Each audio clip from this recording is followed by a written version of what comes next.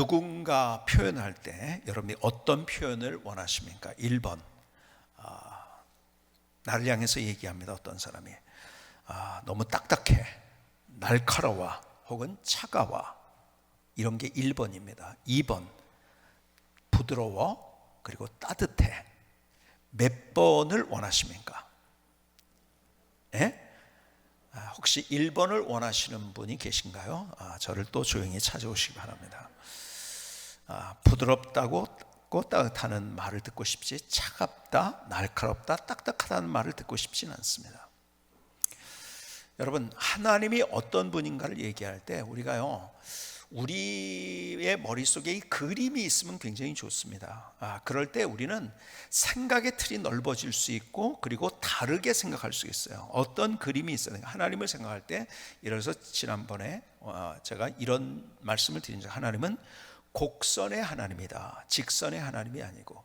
그리고 중세시대는 그 직선의 하나님만을 가르쳤고, 그리고 르네상스, 이제 종교개혁이 되면서 그러면서 곡선의 하나님을 이야기했다. 그래서 곡선의 하나님이라는 건 우리가 이런 그림이 그려지면 되는 거죠. 탕자가 아버지에게로 돌아왔어요. 자기 멋대로 살겠다고 갔다가 다시 돌아옵니다. 근데 그 아버지가 그를 맞이해 주는데 그를 안아줍니다. 안아주는 그림이 뭐죠? 이 곡선입니다. 너 나쁜 놈, 당장 나가. 이렇게 된다면 우리는 진짜 소망이 없어요. 그렇죠? 하나님 앞에 누가 소망이 있겠어요? 그런데 다가오고 달려오는 우리를 향해서 안아주시는 곡선의 하나님. 제가 이 개념을 이제 하나님께서 깨닫게 하셨는데, 얼마 전에 책을 봤더니요, 이런 글이 있더라고요. 스페인의 건축가 안토니 가우디. 사람들이 스페인 여행을 가본 분은 알겠지만요, 스페인을 가면은 가우디를 보려고 간다는 말이 있을 정도로 그분의 건축, 그가 지은 많은 건물들이 있고 공원도 있고 성당도 있고 뭐 그렇죠. 그런데 그 가우디가 이런 얘기를 했더라고요. 직선은 인간이 만든 선이고 곡선은 신이 만든 선이다. 그러니까 곡선의 하나님이라는 거죠. 곡선의 하나님. 그러니까 하나님이 어떤 분인지를 우리의 그림 속에 있어야 돼요. 그런데 우리가요, 하나님이 어떤 분인가를 생각하면서 그림이, 그런데 그분을 터치하고 그분의 소리를 들을 때, 그분을 느낄 때 우리가 어떤 하나님인가를 우리가 생각한다면, 그것은 앞서 얘기한 대로 딱딱하고 날카롭고 뻣뻣하고 차가운 것은 사탄의 속성입니다. 그런데 하나님의 온도, 하나님을 느낄 때 그 온도는 썰렁함, 차가움이 아니에요. 그분은 따뜻함입니다. 그리고 하나님의 소리를 들을 때 그 소리는 어떤 소리냐면, 말씀 여러분에게 드린 것처럼 고음이 아니라 저음이에요. 그렇죠? 그러니까 굿할 때 나는 소리는요, 고음입니다. 야! 제가 설교할 때도 여러분 그렇게 하죠. 막 이러면서 설교를 한다면 어떻겠습니까? 다 여기 아유, 나 성광교회 절대 출석 안 할 거야, 그럴 거야. 그렇죠? 여러분, 하나님의 소리는 따뜻한 소리이기 때문에, 부드러운 소리, 곡선의 소리이기 때문에 저음입니다. 그렇죠? 그러니까는 우리가 늘 잔소리는 이게 사탄의 소리일 수 있다는 것을 늘 염두에 두실 수 있기를 바랍니다. 잔소리는 좀 톤이 높거든요. 그렇죠? 하나님의 터치는 부드러움이에요. 부드러움. 그래서 여러분과 함께 오늘부터 시작해서 5주 동안에 부드러운 뜨거움, 여기에 앞에 있는 것처럼 전체 제목이 부드러운 뜨거움입니다. 하나님께서 저에게 그 하나님의 부드러움과 뜨거움을 경험하게 하셨어요. 그렇다면 그 부드러운 뜨거움이 뭔가? 그것은 하나님의 속성이에요. 5주 동안에 걸쳐서 여러분들과 함께 그 하나님이 어떤 분인지, 그 부드러운 하나님, 뜨거우신 하나님을 우리가 한번 생각해 보려고 합니다. 자, 먼저 오늘 생각할 것은요, 뜨거움은 첫 번째로 어떤 의미가 있느냐면, 그것은 능력이 있습니다. 능력. 무슨 얘기냐? 여러분, 태양이 차갑습니까? 뜨겁습니까? 우리가 상상할 수 없을 정도로 뜨겁습니다. 그래서 에너지의 원천이 되고, 그것 때문에 우리가 살 수 있는 거예요. 생명의 원천이 되는 거죠. 그렇죠? 여러분, 뜨거움은 능력입니다. 우리가 이제 역사상 이렇게 역사의 단계를 나눌 때 산업혁명이 역사에서 굉장히 중요한 장면입니다. 대량 생산이 만들어지고 도시화가 되고 뭐 이런 이 상황 속에서 그 산업혁명을 만들었던 진짜 원인이 뭘까를 얘기하면요, 역사가들이 하는 얘기들이 많은 대부분이 동의하는 것이 무엇이냐면 바로 증기기관차였다는 거죠. 대량 생산하면 뭐합니까? 그 옮길 수가 없는데요, 그렇죠? 근데 빠르게 많이 말로 혹은 사람이 혹은 말을 통해서 이렇게 끌고 가는 것보다도 더 많은 것들을 더 빨리 갈 수 있었기 때문에 산업혁명이 일어나게 됐고, 산업혁명이 일어난 주요한 원인 중에 하나가 바로 증기기관차라는 이야기를 합니다.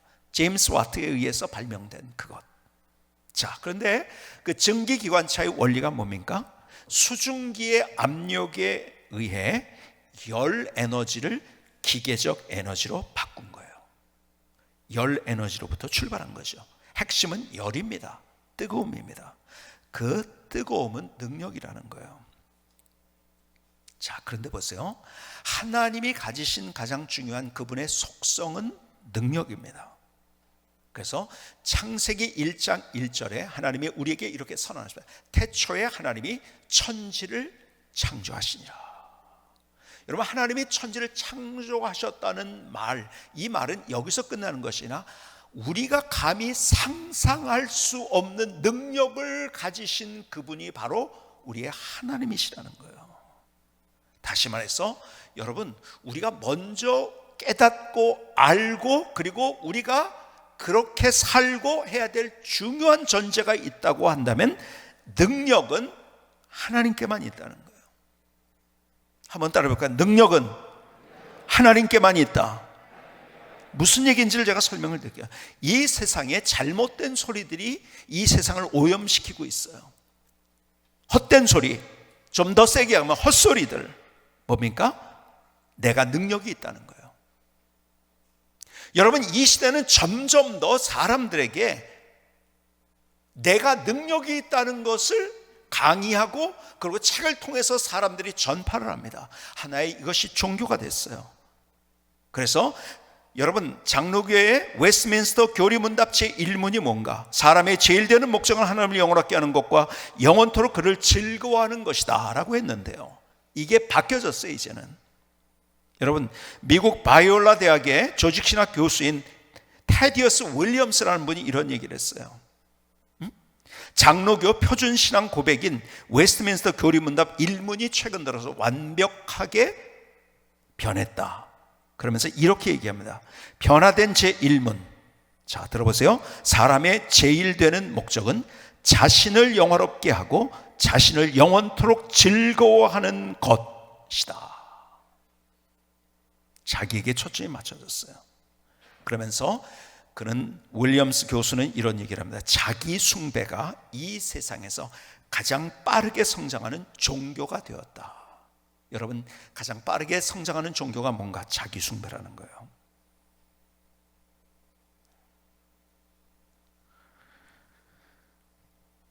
여러분, 이제는 자기 숭배가 종교가 돼 가고 있습니다. 자, 여러분이 말씀드린 대로 근대의 자기 숭배에 대한 사람들의 인식은 누구로부터 출발됐는가? 제가 계속 말씀드린 것, 여러분들이 어떤 문제를 뭘 하나, 예를 들어서 커피를 먹더라도 커피가 어떤 것인가를 알고 먹는 것과 그냥 막 먹는 것과는 다릅니다. 그냥 막연하게 우리가 이 성경을 아는 것보다 우리가 지금 세상 사람이 어떤 세상을 했고 그 근원이 어디고 왜 그렇게 됐는가를 아는 것이 굉장히 중요한데, 그래서 제가 계속 말씀드립니다. 그 자기 숭배를 하도록 세상 사람들에게 설파한 가장 중요한 사람은 니체라는 사람이에요. 가장 강력한 얘기를 했어요. 신은 죽었다, 교회는 신의 무덤이다. 그러니까 네가 능력이 있어. 그리고 그 사람은 소위 말해서 초인 철학을 강조했습니다. 능력이 있으니까 충분히 네가 할 수 있어. 그러니까 거기로부터 출발해서 철학과 문학과 예술과 이 모든 것들의 초점이 어디로? 자기 숭배로 가고 있는 거예요. 자기 숭배로. 그렇다면 내가 능력이 있다고 한 그 사람의 마지막 모습이 어떤 모습일까? 제가 그 사람의 마지막 모습을 쓴 한 책의 글을 여러분에게 읽어드릴게요. 니체가 정신착란을 일으켰다는 소식을 들은 동료 오버베크가 토리노의 하숙집에 도착했다. 하숙집 소파에 의기소침하게 웅크려 있는 니체의 안색은 창백했고 눈동자는 초점이 없었다. 정신착란 직후에 자신을 디오니소스 혹은 십자가에 못 박힌 자라고 서명한 편지를 잇따라 지인에게 보냈다. 오버베크는 한 정신과 의사에게 니체의 편지 2통을 보여줬더니 급히 정신병원에 입원시켜야 한다는 진단을 받았다. 부들부들 떨며 소파에 앉아있던 니체는 친구의 갑작스러운 방문에 피아노를 부서질 듯 두드리며 괴성을 지르기 시작했다. 괴이한 춤과 몸짓을 보이던 니체는 소파에 다시 말없이 쓰러졌다. 음산한 어조로 내가 신의 후계자라고 중얼거렸다. 이튿날 오버베크는 간병인의 도움을 받아 니체를 데리고 정신병원을 찾았다. 병원에서 니체는 잦은 두통과 발작을 일으켰지만 이내 곧 유쾌하고 의기양양한 태도를 보이기도 했다. 의사는 그의 병명을 진행성 마비라고 진단했다. 니체는 진료 과정에서 노상에서 아무나 포옹하고 키스하며 담벽을 기어오르는 것을 가장 즐겼다고 털어놨다. 니체는 시도 때도 없이 먹을 것과 여자를 내놓으라고 울부짖고 난동을 부렸다. 전형적인 조강증의 증세였다.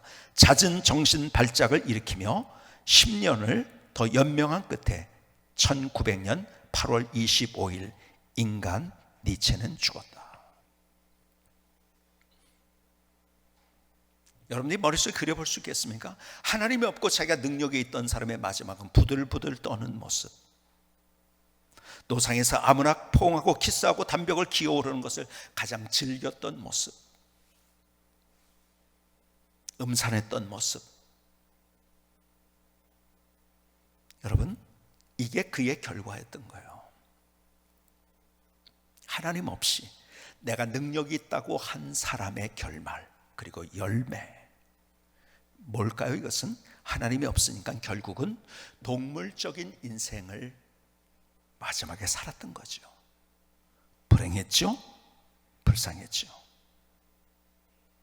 하나님의 능력을 부정하고 존재와 능력을 부정했던 사람의 마지막, 이것을 통해서 여러분, 우리가 또 알 수 있는 것은, 역사를 통해서도 알 수 있는 진짜 그는, 그러니까 막연하게 그냥 우리가 생각하지 말고 역사를 통해서 우리가 알 수 있는 것은요, 하나님께만 능력이 있다는 거예요. 그것을 알았던 정말 중요한 사람 가운데 하나가 여러분이 잘 아는 사도 바울입니다. 기가 막힌 하나님의 사람이죠. 그는 이렇게 얘기합니다. 여러분, 니체와 반대의 삶을 살았던 사람이에요. 빌립보서 4장 6절과 7절은 이렇게 얘기합니다. 아무것도 염려하지 말고 다만 모든 일에 기도와 간구로 너희 구할 것을 감사함으로 하나님께 아뢰라. 그리하면 모든 지각에 뛰어난 하나님의 평강이 그리스도 예수 안에서 너희 마음과 생각을 지키시리라. 여러분, 이 말씀 속에 담겨 있는 중요한 진리가 무엇일까요? 이거예요. 너희들 알지? 당신들 알지? 당신들이 염려하지 말아야지 해가지고 당신들 마음대로 그것을 없앨 수 있는 건가? 내 마음이지만 내 마음을 내 마음대로 못합니다. 그 능력이 없다는 거예요. 참 보면은요, 능력이 있는 거죠. 내 마음조차도 내가 어떻게 못하는데요. 그러니까 하나님의 평강, 정말 우리가 스스로 평강을 얻을 수 없어요. 내가 평안하고 싶어요. 근데 그렇게 평안하고 된다고 하면 얼마나 좋겠으면. 그런데 내 마음조차 다스릴 수 없는 나의 모습. 그렇기 때문에 사도 바울이 하는 얘기가 뭔지 아세요? 내 마음까지도 다스려 줄 수 있는 그분이 바로 나의 하나님이시라는 거예요.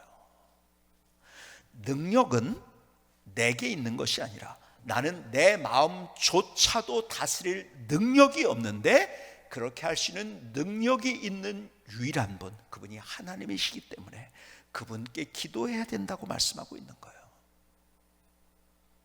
근데 자꾸 우리는 내가 능력이 있다고 생각합니다. 내 마음을 내가 지킬 수 있나요? 내 마음 스스로 나에게 평안을 줄 수 있나요? 스스로 내가 내 마음을 어떻게 할 수 있나요? 아니요, 할 수 없어요. 근데 하나님은 그렇게 하실 수 있는 능력이 있으신 분. 그래서 빌립보서 4장 13절 계속 내려와서는 그는 이렇게 고백합니다. 내게 능력 주시는 자 안에서 내가 모든 것을 할 수 있느니라. 자, 볼까요? 무엇이 전제일까요? 나는 할 수 없다는 거예요. 난 능력이 없다는 거예요. 능력은 나로부터가 아니라는 거예요. 하나님이 능력이 있기 때문에, 나는 능력이 없고 하나님은 능력이 있기 때문에, 그래서 내가 할 수 있는 것은 내가 하는 것이 아니다. 내 능력이 아니다. 내게 능력 주시는 자 안에서, 그러나 내가 할 수 없는 것까지 다 할 수 있다.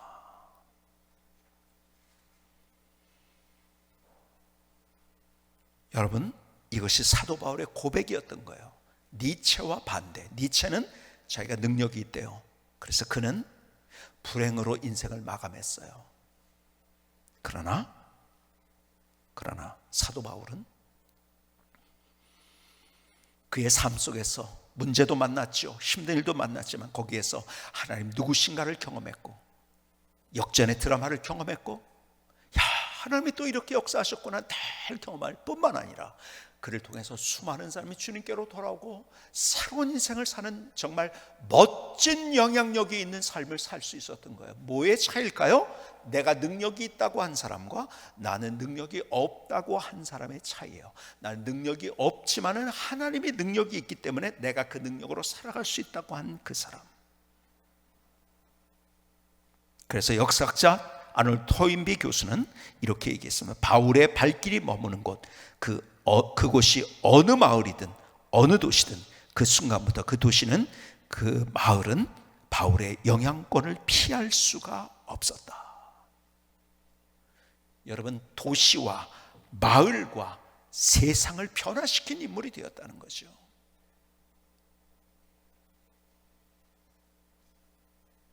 왜요?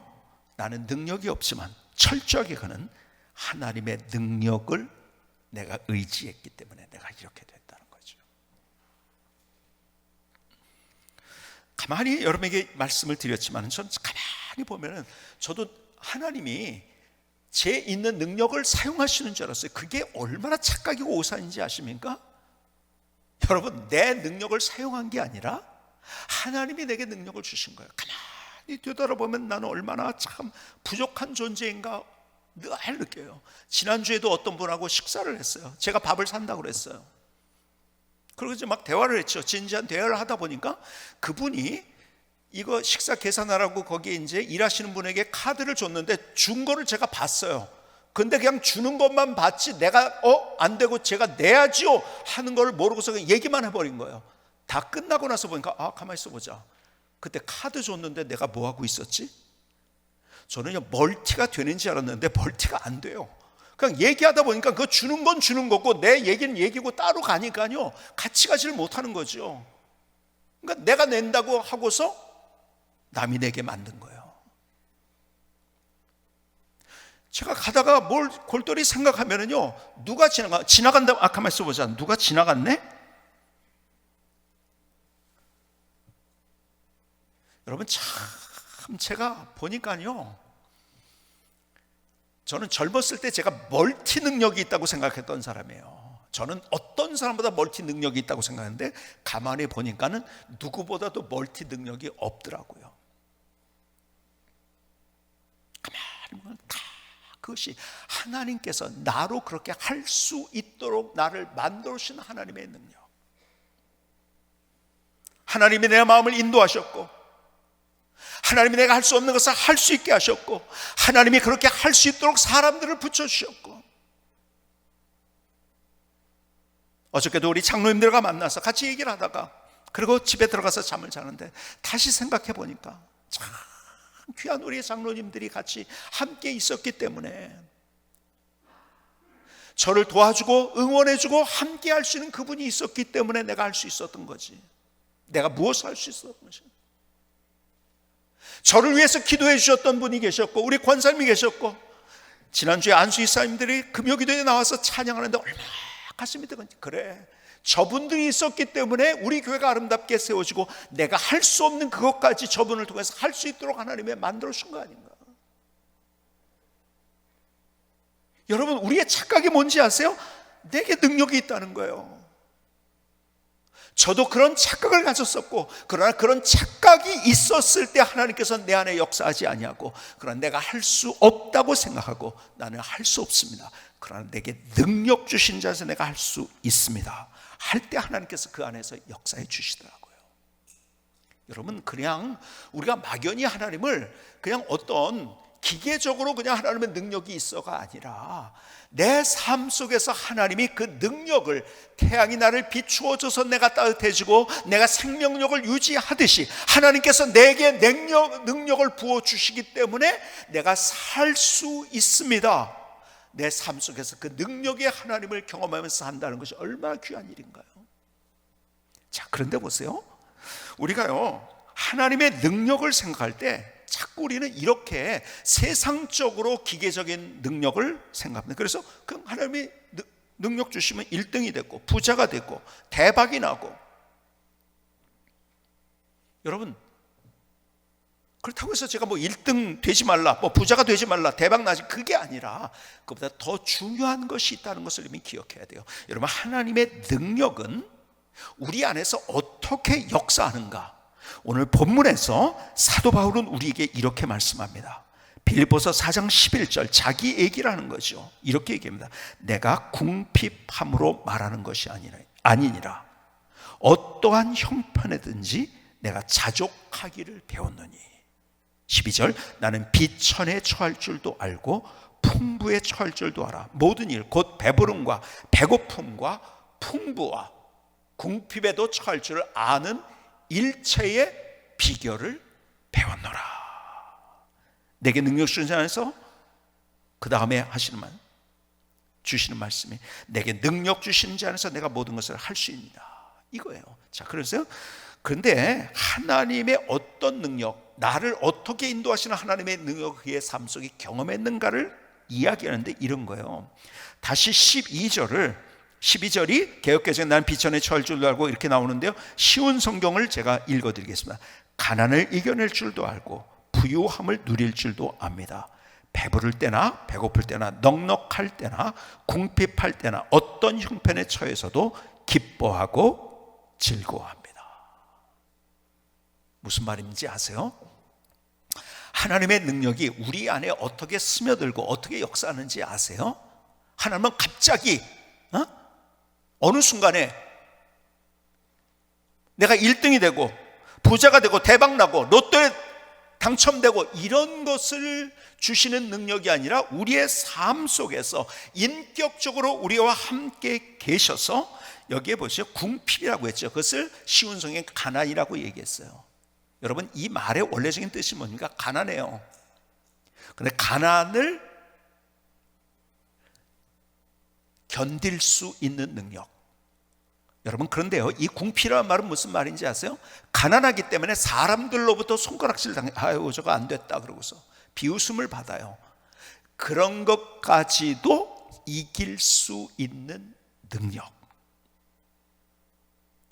가난을 견딜 수 있는 능력, 사람들의 시선이 날 향해서 차갑고 손가락질하고 날 향해서 우습게 생각하는 그것까지도 견딜 수 있는 능력.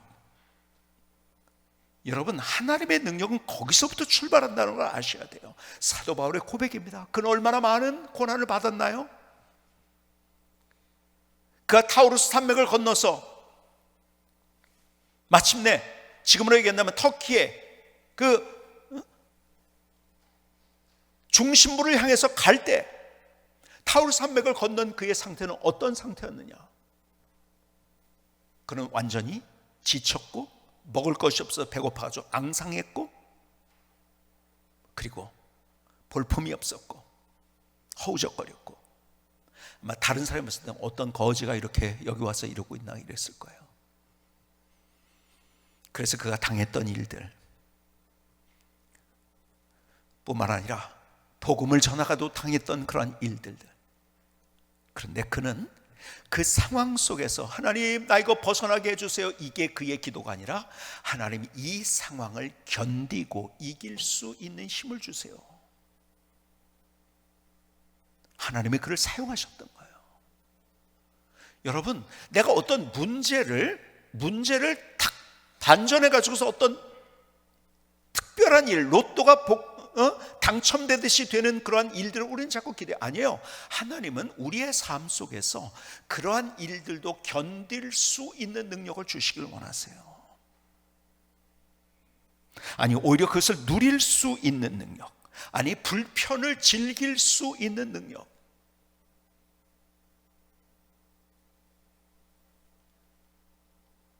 그러니까 그가 사도 바울이 고백한 내 궁핍, 가난, 아무것도 없어요. 배고파가지고 굶기도 했어요. 그래서 사람들에게 손가락질을 당해요. 때로는 잘 먹을 때도 있어요. 여러분, 잘 먹는 것도 누릴 줄 알아야 된다는 거예요. 여러분, 잘 먹으면서도 그것을 누릴 줄 모르는 사람들이 많이 있어요. 견딜 수 있는 능력, 누릴 줄 아는 능력. 그러니까 그는 다시 쉬운 성경으로 가난을 이겨낼 줄도 알고 부요함을 누릴 줄도 압니다.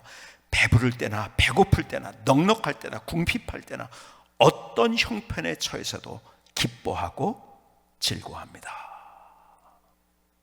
삶을 견디고 누리는 능력. 여러분, 이게 가장 멋진 능력이에요. 가장 멋진. 왜요? 그것을 통해서 하나님은 하나님이 누구신지를 알고 우리의 삶의 구석구석에서 문제 속에서도 하나님을 느끼고 경험하고, 거기에서 부어주시는 하나님의 은혜, 거기에서 주시는 기쁨, 거기에서 주시는 하나님의 즐거움을 경험하기를 원하시는 거예요. 여러분, 뉴스에도 그런 거 봤지만요, 로또의 복권에 동첨이 됐어요. 그래서 불행해진 사람이 얼마나 많은데 이혼했어요. 그리고 오히려 이전보다 더 나쁜 상태로 간 사람이 훨씬 더 많아요. 돈이 생겼다는 것 때문에 사람들이 쫓아와가지고 그것 때문에 문제가 심각하게 된 사람도 많고요.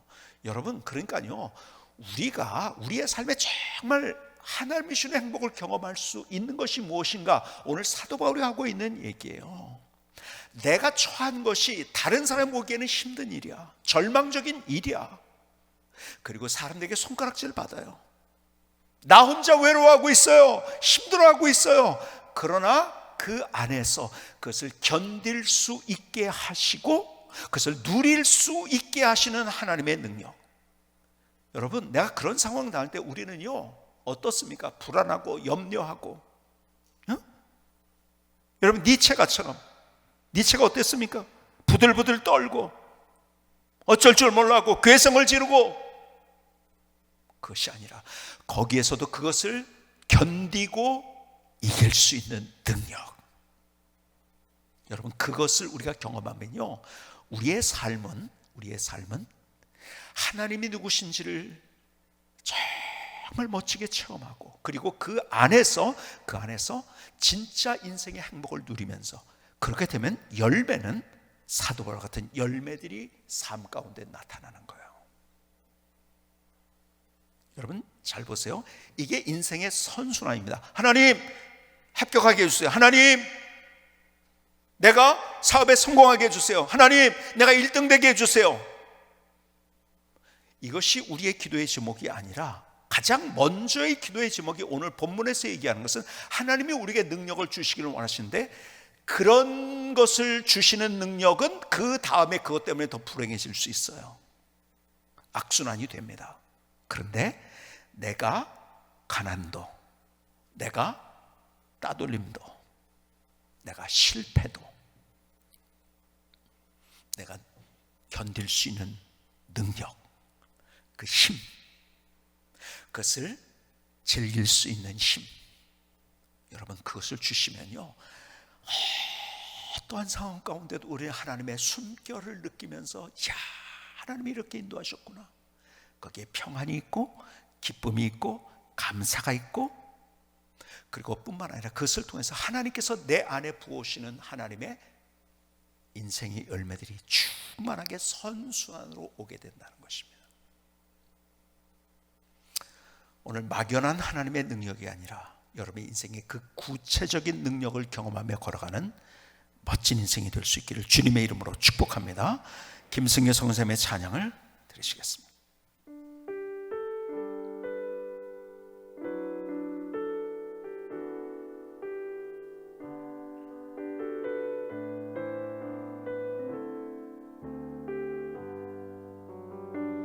세상 사람들은 내가 능력이 있다고 외치죠.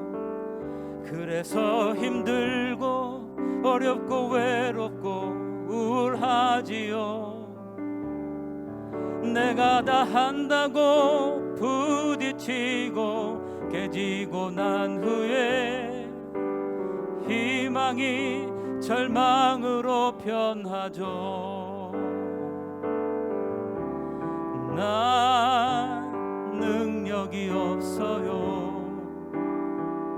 하나님만이 내 능력이십니다. 사도 바울과 같이 고백합니다. 내게 능력 주신 자 안에서 내가 모든 것을 할 수 있느니라.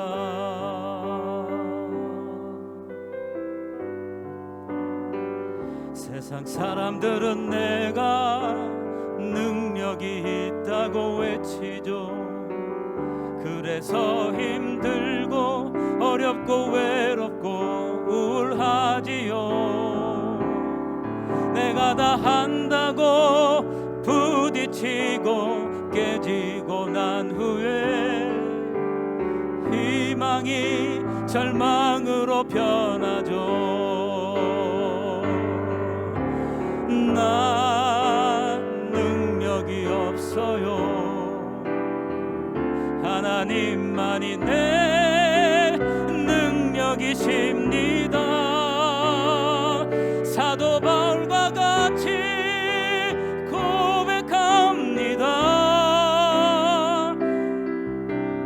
능력 주신 자 안에서 내가 모든 것을 할 수 있느니라. 내게 능력 주신 자 안에서 내가 모든 것을 할 수 있느니라.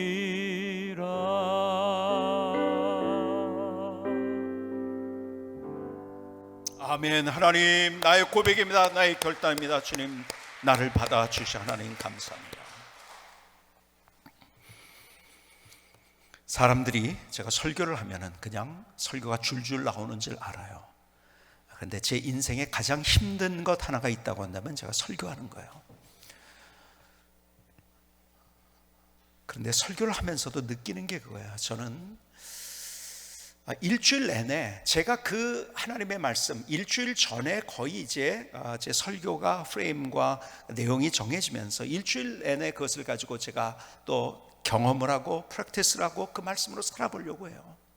그러니까 다 설교가 내 삶 속에 있는 거죠. 제 인생이 그냥 다른 사람 몰라도 걸어가면서도 그렇고. 그런데요, 어느 날 책도 보고 막 이렇게 해가지고 막 설교가 이야 이런 멋진 설교가 되겠다 딱 해가지고 야 오늘 멋진 설교가 될 것 같다. 그런 날이 어떤 날인지 아세요? 제일 죽쓰는 날이에요. 제가 설교를 끝난 다음에 야 왜 이렇게밖에 못했는가. 그런데요, 하나님 앞에 늘 제가 그래서 그런 마음으로 오늘도 설교를 하기 전에 늘 하나님 또 내가 설교를 하게 됐네요. 근데 참 힘든 게 설교입니다. 주님, 내가 할 수 없어요. 주님이 내 안에서 역사해 주세요. 그 주일날은 어느 때보다도 제가 일찍 일어납니다. 계속 하나님 앞에 기도하면서.